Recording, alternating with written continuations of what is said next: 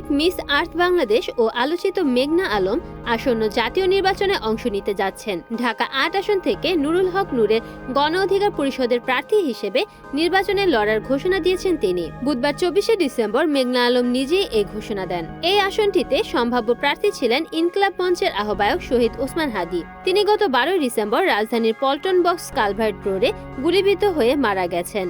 মুমূর্ষু অবস্থায় হাদিকে প্রথমে ঢাকা মেডিকেল ও পরে এভারকেয়ার হাসপাতালে ভর্তি করা হয়।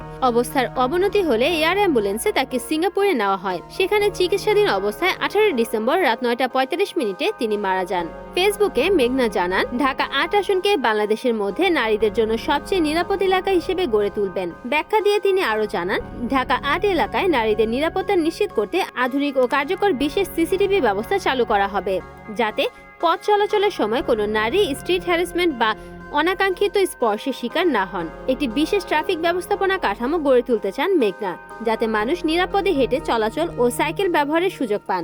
ঢাকা ৮ এলাকার মানুষের পুষ্টি চাহিদা, পরিচ্ছন্ন জীবনযাপন এবং সামাজিক ও আইনগত জ্ঞান বৃদ্ধিকে সর্বোচ্চ অগ্রাধিকার দেওয়া হবে বলেও উল্লেখ করেন তিনি।